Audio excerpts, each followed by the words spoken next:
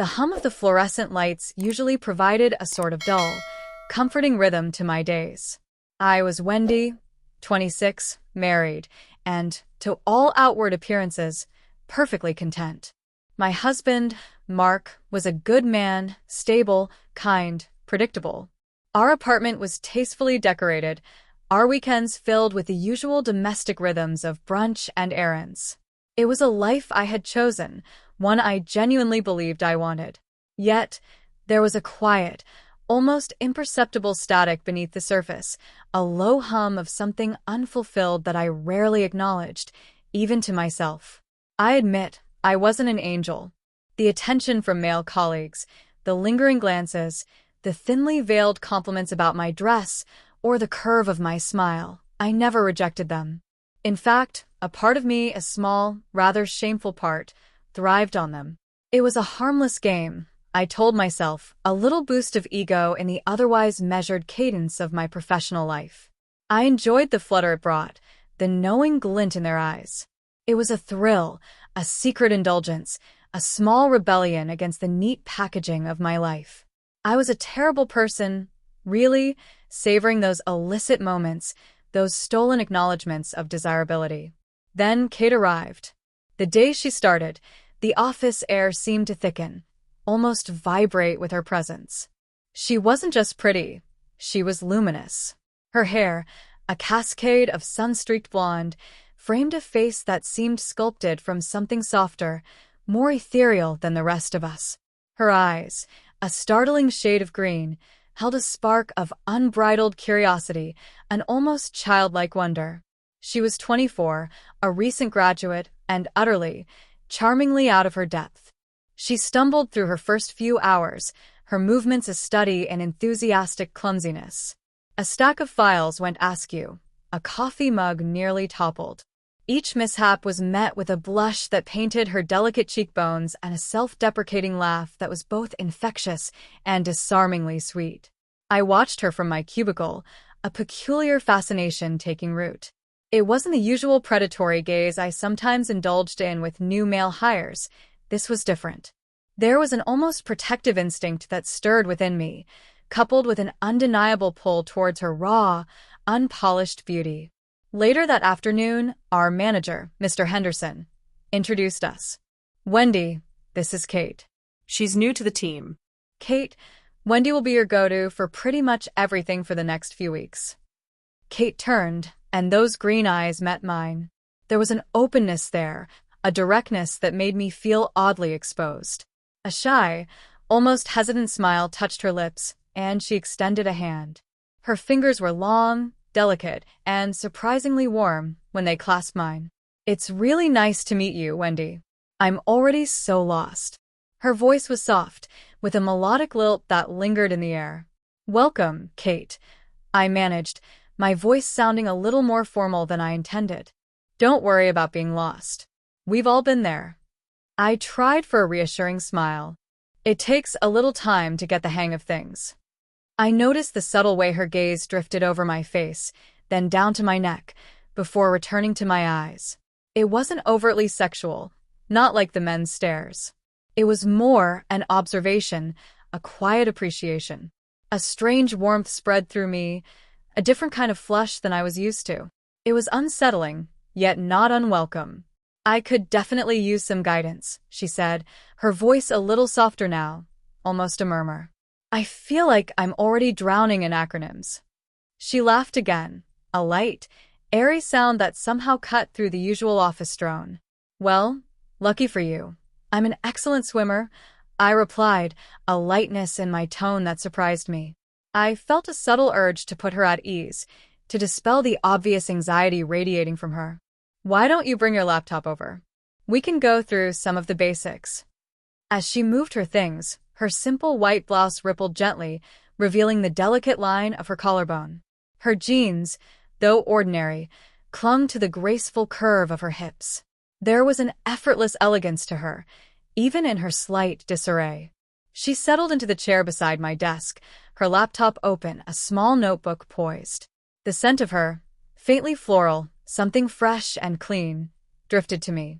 Okay, she said, her green eyes wide and earnest. Teach me everything. I began to explain the company's internal systems, the intricacies of our project management software, the dreaded Excel formulas. She listened intently, her brow furrowed in concentration. Her elbow occasionally brushed mine as she leaned in, pointing at something on the screen. Each touch, however fleeting, sent a peculiar jolt through me.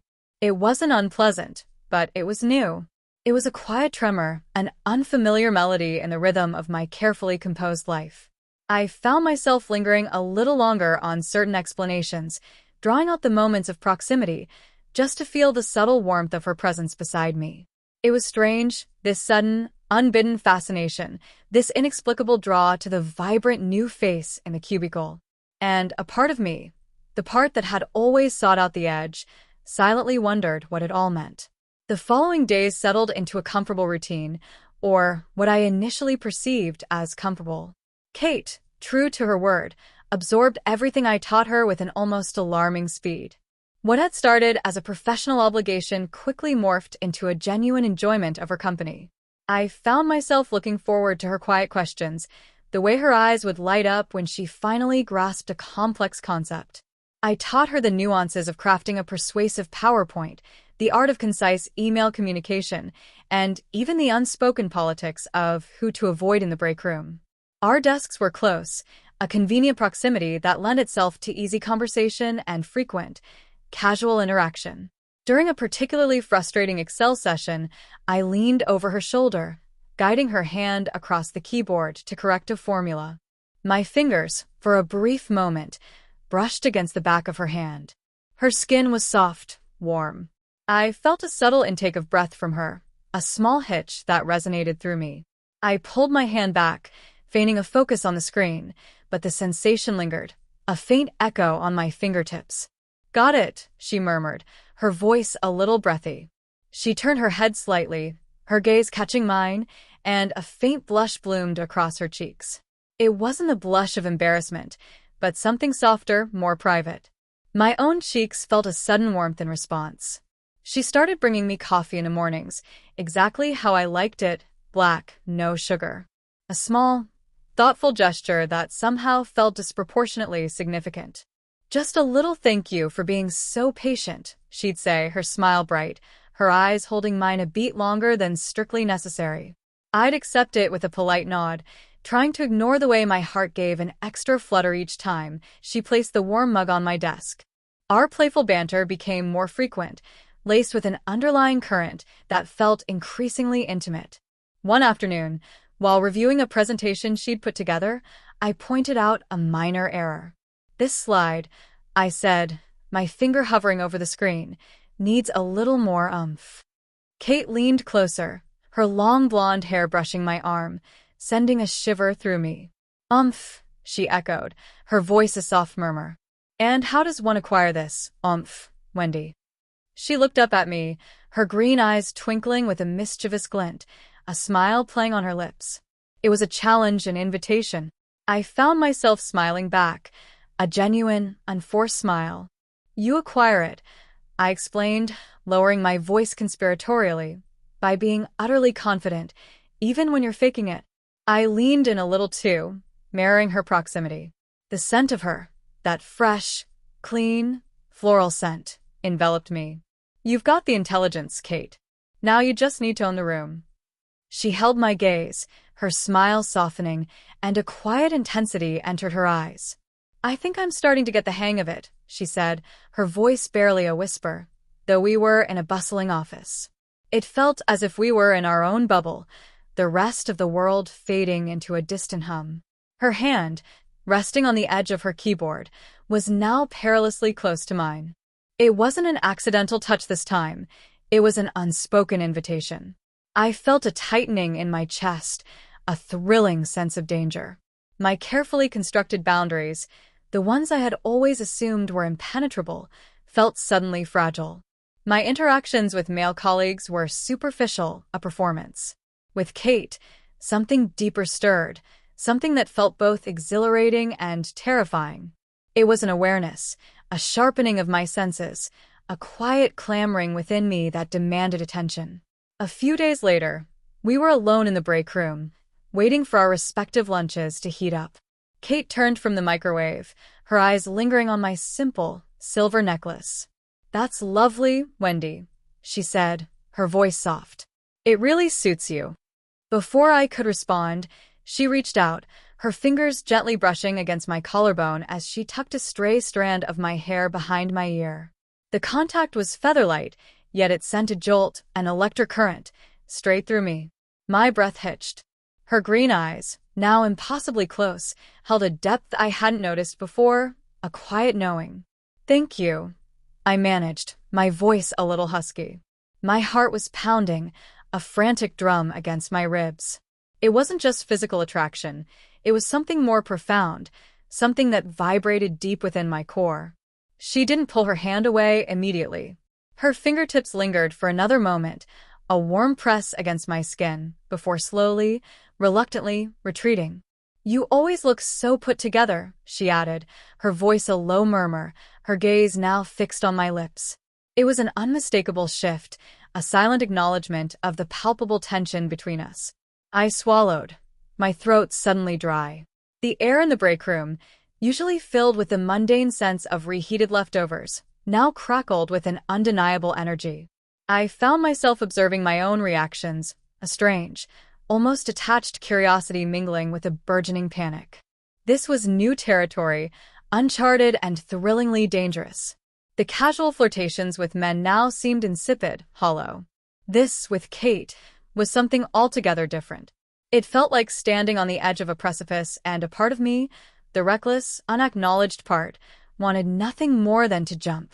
The unraveling, I realized, was already well underway. The subtle flirtations, the lingering touches, had woven a tight, invisible thread between us. Every morning, I found myself anticipating Kate's arrival, the soft swish of her skirt, the faint scent of her perfume. Every evening, I would replay our interactions, dissecting each glance, each accidental brush of hands, searching for hidden meanings, for confirmation of the spark I felt igniting between us. It was an obsession, quiet and consuming, that began to overshadow the predictable rhythms of my married life. One Tuesday, a critical report was due, and the office stretched into the late hours. Most colleagues had long gone, leaving a skeletal crew behind, bathed in the cool glow of their computer screens. Kate and I were among them, hunched over a complex dataset, the silence of the nearly empty office amplifying the soft click of our keyboards. A headache had begun to throb behind my eyes, a dull ache from staring at the screen for too long. I rubbed my temples, exhaling slowly. "This is going to be the death of me," I murmured, more to myself than to Kate. She looked up, her green eyes, usually so bright, now softened with concern. "You look exhausted, Wendy." She paused, then, with a surprising tenderness, she reached across the small divide between our desks and placed her hand on my shoulder. Her touch was warm, firm, and immediately, inexplicably, soothing. "Let me." Before I could process her offer, her fingers began to gently knead the tense muscles in my neck and shoulders. It was a simple gesture, yet in the quiet, deserted office, it felt anything but. A shiver traced a path down my spine, a mix of pleasure and illicit thrill. Her touch was unexpectedly skilled, firm enough to be effective, yet gentle enough to feel like a caress. I leaned into it, letting my head loll back slightly, my eyes closing. "Better," she whispered, her voice a low murmur, close to my ear. Her breath, warm and soft, ghosted across my skin. "Much," I breathed, my voice a little unsteady. My entire body felt alight, acutely aware of every point of contact, every stroke of her fingers. The air around us thrummed with an unspoken energy, thick and heavy with anticipation. She continued for few more moments, her touch becoming bolder, moving from my neck to the sensitive skin behind my ear. My heart pounded against my ribs, a frantic drum against the silence. This was no longer just a friendly gesture. This was deliberate. This was an invitation, clear and undeniable. Then, her touch ceased. I opened my eyes slowly, my body tingling, to find her standing incredibly close. Her hand was now resting gently on my jawline, her thumb stroking the soft skin just beneath my ear. Her green eyes, usually so expressive, were dark and unreadable, yet filled with an intensity that pulled me in. "Wendy," she whispered, her voice barely audible. Her gaze dropped to my lips, lingering there, a silent question. I felt a sudden, desperate longing, a yearning that was both exhilarating and terrifying. All my carefully constructed walls, my pretense of contentment, crumbled in that single, charged moment. I wanted her to close the distance, to answer the question in her eyes. My breath hitched in my throat, my pulse racing. Slowly, almost imperceptibly, she leaned in. Her eyes flickered to mine one last time, seeking permission, seeking a response. I didn't speak, couldn't speak, but my gaze, my breath, my entire being screamed an unspoken assent. Her lips, soft and hesitant at first, met mine. It was a tentative touch, a whisper of a kiss, like a question mark placed gently on my mouth. Then, as if drawing courage from my stillness, from the faint tremble that I knew was betraying my composure, she deepened the kiss. It was unlike any kiss I had ever known. There was a raw tenderness to it, a slow burn that bypassed all my defenses. Her lips moved against mine, soft, pliant, then with increasing confidence. I felt her hand, still on my jaw, subtly tilt my head, deepening the angle, allowing our mouths to meld more completely. My own hands, which had been frozen in my lap, now lifted, almost instinctively, to rest on her waist, pulling her impossibly closer.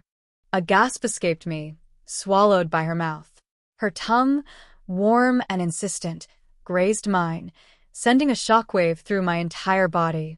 It was an explosion of sensation, a kaleidoscope of feelings, desire, fear, exhilaration, guilt. But overriding it all was an overwhelming, undeniable rightness. It felt like coming home to a place I never knew existed. When she finally pulled back, a faint murmur escaped her lips, her eyes still closed for a moment. My own eyes fluttered open, to see her face flushed, her lips swollen and glistening. She looked at me, her green eyes now wide with a mixture of awe and something else, something akin to vulnerability. "Oh," she breathed, her voice barely audible, echoing the profound shock and wonder that coursed through me. I could only stare at her, my mind a blank, my body humming with 1,000 new sensations. The silence in the office pressed in, but it was no longer a dull hum. It was a roaring symphony in my ears. The kiss had been an earthquake, shifting the very foundations of my world. In that moment, surrounded by the ghosts of a workday, I knew with a terrifying certainty that nothing would ever be the same. The unraveling was complete. I was irrevocably lost and found in the exquisite fire of her touch. The following days were a blur of heightened senses, a waking dream tinged with a delicious, dangerous reality. Every time Kate's eyes met mine across the office, a jolt went through me, a silent conversation passing between us that only we could hear. The memory of her lips on mine was a constant, tantalizing phantom, a warmth that bloomed in my core and spread outwards. I moved through my usual routines, spoke to colleagues, even exchanged polite pleasantries with Mark, but it all felt distant, filtered through a new, vibrant lens. I found myself scrutinizing Mark more critically. His familiar gestures, his predictable questions about my day, they now felt empty, devoid of the spark Kate had ignited. The comfortable familiarity of our marriage, once a refuge, now felt like a cage, meticulously crafted but undeniably confining. Guilt gnawed at me, a sharp, insistent ache, but it was quickly overshadowed by the thrilling, desperate yearning for Kate. Our stolen moments became more frequent, more audacious. We discovered a forgotten storage room on a rarely used floor, dusty, dim, but private. It became our sanctuary, a clandestine haven where the rules of the office and of my life dissolved. One afternoon, a shared glance in a meeting, a subtle tilt of her head, and I knew. We slipped away, offering vague excuses about needing to check inventory. The air in the narrow hallway was thick with unspoken anticipation, our footsteps muffled, our hearts pounding in unison. Inside the storage room, the air was cool and still. The faint scent of old paper and dust hung heavy, but to me, it smelled of forbidden desire. Kate turned to me, her green eyes dark and luminous in the dim light. She didn't speak, just reached out, her fingers tracing the line of my jaw, then weaving into my hair, pulling me gently towards her. Her kiss was immediate, hungry, a world away from the tentative touch in the office. It was a claiming, a devouring. My hands instinctively found her waist, pulling her flesh against me, feeling the soft curve of her body, the subtle tremble that matched my own. Her lips were soft, insistent, her tongue teasing, intertwining with mine in a dance that left me breathless. A low moan escaped my throat, swallowed by her mouth. Her fingers trailed from my hair, down my neck, sending shivers through my entire body. I could feel the rapid pulse beneath her skin, the warmth radiating from her. We shed our professional masks, our carefully constructed exteriors, in that small, forgotten room. One day bled into the next, marked by these secret encounters, these desperate acts of intimacy. We'd meet for lunch, seeking out quiet cafes away from prying eyes, our conversation flowing effortlessly, touching on everything and nothing, yet always circling back to the magnetic pull between us. In these moments, Kate began to reveal more of herself, a childhood spent moving from town to town, a quiet loneliness that belied her vibrant exterior, a fierce independence. I, in turn, found myself confessing things I hadn't even consciously admitted to myself, let alone to Mark. The restlessness, the feeling of being perpetually on the verge of something, the quiet despair of a life too neatly prescribed. I feel like I'm finally breathing, I admitted one afternoon, my voice barely a whisper, as we sat in the hushed intimacy of a small art gallery, our hands discreetly intertwined beneath the table. Kate squeezed my hand, her green eyes soft. "You were always meant to, Wendy," she said, her voice filled with a quiet certainty that both comforted and terrified me. "You just needed a little air." She saw me, truly saw me, in a way Mark never had. It wasn't just my exterior, the capable professional or the dutiful wife. She saw the restless spirit, the unspoken desires, the woman beneath the carefully constructed facade. With her, I felt stripped bare, vulnerable, yet utterly safe. It was terrifying, this raw exposure, but also incredibly liberating. I was being unraveled, yes, but also rewoven into something truer, something more authentically me. The guilt was still a phantom presence, a low thrum beneath the euphoria, but it was receding. I was falling, deeply and irrevocably, into a love that defied all the categories I had ever known. My attraction to men now felt like a distant, faded memory, a performance I had once staged for an audience I no longer cared to impress. This was different. This was real. This was the bending, the profound, exhilarating transformation of my very identity, and I was embracing it with every fiber of my being. The more deeply entwined Kate and I became, the more perilous our existence felt. The thrill of our stolen moments was intoxicating, but it was increasingly shadowed by the constant fear of exposure. Every hushed conversation in the hallway, every lingering glance across a meeting room, felt like a high-wire act.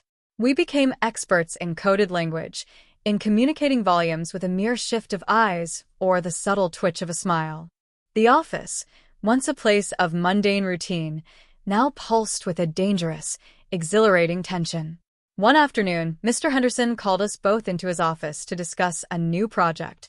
The small room felt suffocatingly small with the three of us in it. As he outlined the scope, Kate, sitting opposite me, inadvertently brushed her foot against mine under the table. It was a fleeting contact, barely there, but a sudden jolt shot through me. My breath hitched. I forced myself to maintain a composed expression, nodding at Mr. Henderson's words, while my heart hammered against my ribs. Kate, too, remained perfectly poised, her gaze steady on our manager, Yet I could sense the quiet awareness that had passed between us, a shared secret in the sterile room. It was a close call, a stark reminder of the fragile line we walked. Beyond the physical intimacy, an emotional landscape was unfolding between us that I had never imagined.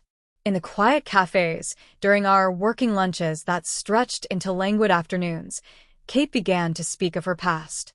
Not just the surface details, but the deeper currents of her life. She spoke of the quiet resilience she'd cultivated moving between cities as a child, the way she learned to adapt, to observe, to find beauty in transient connections. There was a subtle melancholy beneath her vibrant exterior, a depth I was only just beginning to plumb. Sometimes, she confessed one rainy afternoon, tracing patterns on the condensation of her glass, I felt like an outsider looking in, always observing, rarely truly belonging. Her voice was soft, laced with a vulnerability I found profoundly moving. I reached across the table, my fingers covering hers, a silent gesture of understanding. I know that feeling, I admitted, surprised by the honesty that flowed from me. I spoke of the quiet yearning I'd always had for something more, something undefined, a sense of never quite fitting into the comfortable mold I'd created for myself. I spoke of the gilded cage of my own life, the way I had always played a role, even for myself. With Kate, the words tumbled out, raw and unfiltered. It was a catharsis, a liberation. She looked at me then, her green eyes shimmering with a profound understanding, a warmth that enveloped me completely. "You belong here, Wendy," she said, her voice a soft promise. With me. That simple statement resonated deep within my core. It wasn't just physical desire. It was a profound emotional connection, a sense of being seen, truly seen, for the first time. My husband, Mark, was kind, dependable. He loved the woman he believed me to be, the woman I had presented to the world. But Kate loved the woman I was, the woman I was becoming, the woman I had hidden even from myself. The love I felt for her was raw, expansive, and terrifyingly real. The guilt, once a persistent whisper, began to morph. It wasn't just about betraying Mark. It was about betraying myself by living a lie.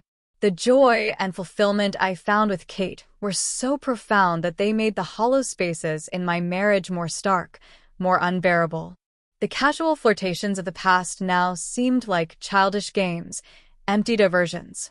Kate had not only bent me, she had shattered the illusion of my contentment, revealing a hunger I never knew I possessed. I started seeing my reflection differently, too. The woman looking back at me was still Wendy, but there was a new glint in her eyes, a subtle defiance in her posture. It was a woman who was awakening, shedding layers of expectation and pretense. The transformation was both exhilarating and daunting.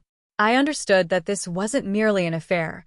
It was a fundamental reordering of my world, a profound act of self-discovery fueled by a love I had never anticipated. The whispers of discovery, of consequences, grew louder, but they were almost drowned out by the fierce, insistent clamor of my heart, demanding to be true to this new, authentic self. The delicate balance I had meticulously maintained began to fray. The thrill of secrecy, once exhilarating, was now eclipsed by an oppressive weight. Every glance at Mark, every shared meal, felt like a performance, a betrayal not just of him, but of myself and, most profoundly, of Kate.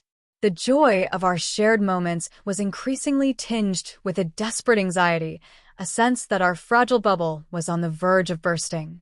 One evening, as I was leaving the office, a little later than usual, Kate caught up to me by the elevators.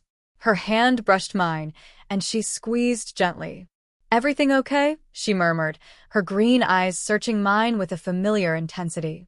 I nodded, forcing a smile that felt brittle. "Just tired." The lie felt heavy on my tongue. "Big day tomorrow." As the elevator doors opened, a male colleague, David, stepped out. He was known for his sharp observations, often delivered with a disarming smile. He paused, his gaze lingering on Kate's hand still momentarily clasping mine, then flickered to my face, a knowing glint in his eyes. It was a fleeting moment, barely a second, but it felt like an eternity. He offered a polite, almost too friendly, "Good night, ladies," before continuing down the hallway. Kate immediately withdrew her hand, and the casual touch we had shared suddenly felt like a glaring confession. A cold dread seeped into my bones. David hadn't said anything explicit, but the subtle shift in his expression, the way his smile didn't quite reach his eyes, spoke volumes. He knew, or at the very least he suspected. We rode down in silence, the air thick with unspoken fear. My heart hammered against my ribs, a frantic drum. The world outside our bubble, the world of judgment and consequence, was pressing in. "He saw," I whispered as we stepped out into the cool night air. My voice was barely a breath. Kate's jaw was tight, her eyes fixed on something in the distance. "Maybe," she replied, her voice low, but there was a resolute edge to it. "Or maybe he just saw two colleagues saying goodbye." But we both knew the truth. The easy camaraderie we usually displayed had been subtly off, the intimate exchange too palpable. The fragile thread was snapping. The next few days were excruciating. Every time David passed my desk, I felt his gaze, a phantom touch on my skin. He never said anything, never directly acknowledged what he might have seen, but the air around him felt charged, pregnant with unspoken knowledge. It was a silent observation, a quiet judgment that weighed heavily on my soul. The weight of this secrecy, this constant vigilance, became unbearable. The exhilaration of our forbidden love was now overshadowed by a suffocating anxiety. I found myself snapping at Mark over trivial matters, retreating into myself. The guilt, once a distant echo, was now a roaring tide, threatening to engulf me. I looked at Mark, at his kind, unsuspecting face, and a profound sadness washed over me. He deserved honesty, even if that honesty shattered his world. In the quiet hours of the night, lying beside Mark's sleeping form, I wrestled with the inevitable. Kate had cracked open my carefully constructed life, revealing a hunger, a truth about myself I had never dared to acknowledge. She had shown me a different kind of love, a connection so profound it transcended anything I had known. My identity, once so clearly defined, had been irrevocably reshaped, bent into a form I now recognized as my authentic self. I was no longer just Wendy, the content wife. I was Wendy, the woman who loved Kate, the woman who yearned for a life unburdened by pretense. The thought of losing Kate, of retreating back into the comfortable, yet hollow, existence I had known, was unbearable. It felt like dying, a slow, agonizing suffocation of the truest part of myself. I knew, with a terrifying certainty, that I stood at a crossroads. I could not continue living this dual existence. The choice loomed before me, stark and uncompromising. The next morning, the decision solidified. The sun streamed through my window, but it felt like a spotlight on my soul. I knew what I had to do. It would cause pain, shatter expectations, but to deny this truth, to deny Kate, to deny myself, would be a far greater betrayal. The unraveling had brought me to this precipice, and though the path ahead was uncertain, I knew, with a newfound clarity, that I had to step forward. The woman I had become, the woman who loved Kate, demanded it. The decision, once made, settled in my heart with a quiet, terrifying resolve. The pervasive anxiety of the past days gave way to a strange, almost serene clarity. I was no longer navigating a maze.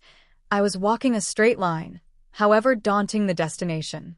The path, I knew, would be fraught with pain and difficult conversations, but the alternative, a life of perpetual pretense, was far more terrifying. I arranged to meet Kate that evening, after work, at a small, unassuming coffee shop nestled on a quiet side street. The air between us, as we sat across from each other, was thick with an unspoken understanding. She simply looked at me, her green eyes reflecting a mixture of hope and apprehension. "I need to tell Mark," I began, my voice steady despite the tremor in my hands that I kept clasped beneath the table. The words, once so impossible, now felt inevitable, a truth long overdue. Kate's gaze softened, a quiet relief washing over her features, quickly followed by a flash of worry. She didn't speak, just reached across the table and covered my hands with hers, her touch a silent anchor. Her warmth seeped into me, fortifying my resolve. "It's going to be hard," I continued, my voice gaining strength. "He doesn't deserve this. He's a good man." The guilt was still there, a dull ache, but it no longer paralyzed me. It was a scar I would carry, a testament to the lives I was reshaping. "I know," Kate murmured, her thumb stroking the back of my hand. "Are you sure, Wendy?" "About everything." Her eyes searched mine, seeking absolute certainty, not just for herself, but for me. I met her gaze, unflinching. "I've never been more sure of anything in my life," I affirmed. The words were a quiet declaration, a vow made not just to her, but to myself, to this new, authentic version of me. The transformation, the bending that Kate had initiated, was complete. I was a woman who had discovered a profound, undeniable love, and I could no longer deny it. That evening, the conversation with Mark was as painful as I had anticipated, perhaps even more so. His initial shock gave way to confusion, then a heartbroken bewilderment. He couldn't grasp it, couldn't comprehend how the woman he knew, the life we had built, could unravel so completely. The details of that conversation, the raw emotions, are etched into my memory, a testament to the casualties of truth. I offered no excuses, only the stark reality of my feelings, of the love I had found elsewhere. The silence that followed my confession was heavier than any words, a chasm opening between us that could never be bridged. Leaving the apartment, leaving the life I had curated for years, was surreal. Each step felt both impossibly heavy and incredibly light. I carried only a small bag, but I felt like I was shedding a lifetime of pretense, emerging into an uncertain but undeniably real future. Kate met me at a temporary apartment I had found, her face etched with a mixture of relief and concern. She didn't press for details, simply wrapped me in a fierce, comforting embrace. In her arms, amidst the unfamiliar furniture and the scent of fresh paint, I finally allowed myself to truly feel the profound weight of what I had done and the exhilarating hope of what lay ahead. The coming weeks were a blur of practicalities, legal consultations, apartment hunting, the quiet but undeniable gossip that rippled through the office. David's knowing glances now held a different quality, perhaps a mix of vindication and curiosity, but they no longer pierced me. I held my head high, walking with a newfound strength that came from aligning my internal truth with my external reality. My career, surprisingly, remained stable. Mr. Henderson, ever the professional, navigated the office dynamics with a stoic silence. My colleagues, while perhaps whispering behind cupped hands, generally maintained a polite distance. It was Kate and I, together, navigating the quiet storm, our bond only deepening with each challenge. The transformation was profound and permanent. I was no longer the woman who sought validation in casual flirtations, nor the woman who meticulously maintained a facade of contentment. Kate had not just bent my desires, she had reforged my very identity. I learned that love was not about fitting into a preconceived notion, but about embracing the unexpected, the inconvenient, the utterly real. I found a strength within myself I never knew existed, a resilience born from choosing authenticity over comfort, truth over pretense. Years passed. Kate and I built a life together, a home filled with quiet laughter, shared dreams, and an enduring, vibrant love. There were still moments of reflection, of course, tinges of sadness for the path not taken, for the hurt I had caused. But those moments were fleeting, quickly overshadowed by the profound joy and unwavering connection I shared with Kate. Our love story, born from an unexpected touch in a fluorescent-lit office, became a testament to the unexpected places healing and truth can be found. It was a love that had unraveled me, yes, but in doing so, it had finally set me free.